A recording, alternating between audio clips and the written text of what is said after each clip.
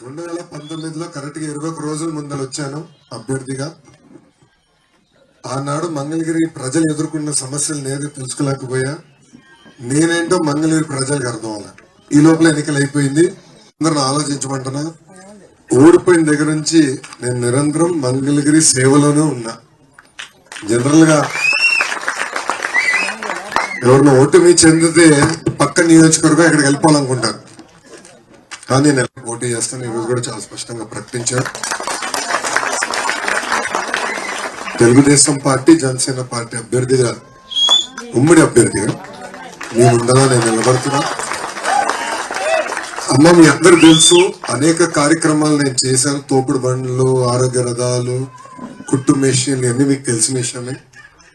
అంటే ఓడిపోయి ఉన్నా కూడా 29 సంక్షేమ అభివృద్ధి కార్యక్రమాలు ఒక నియోజకవర్గంలో నేను చేశాను. తల్లి, ఒక్కసారి ఆలోచించండి.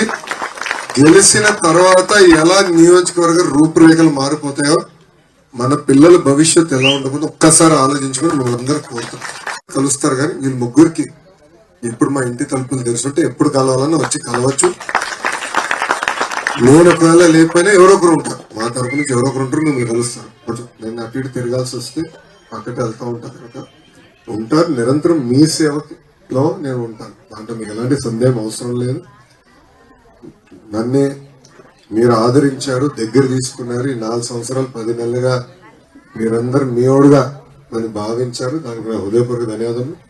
ఈ రోజు పెద్ద ఎత్తున మీరందరూ వచ్చి తెలుగుదేశం పార్టీలో చేరటం చాలా సంతోషంగా ఉంది.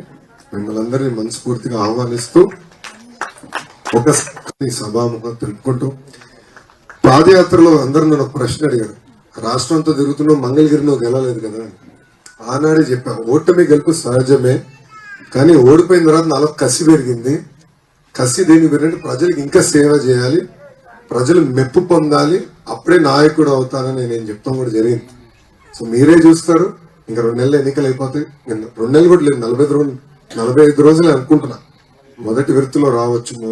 90% మంది మొదటి విడతలో ఉంటుంది. 45 రోజులు ఎన్నికలు అయిపోతుంది. ఇంకొక నెల ఫలితాలు వస్తాయి. ఇంకా మీరు చూస్తారు కదా, గత 10 సంవత్సరాలుగా నియోజకవర్గం ఆశించిన మేరకు అభివృద్ధి చెందలేదు. మనకి ఇల్లులు రాలేదు, పిల్లలకి ఉద్యోగాలు, ఉపాధి లేకుండా పోయింది, అనేక ఇబ్బందులు ఎదుర్కొన్నాం.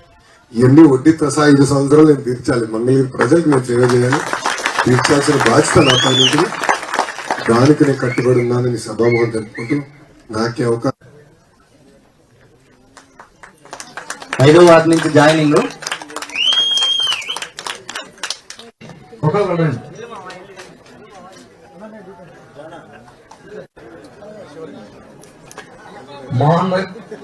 మనోహర్ గారు, శివ గారు, బాబురావు గారు, అజయ్ గారు, రండి గారు, గోపి గారు,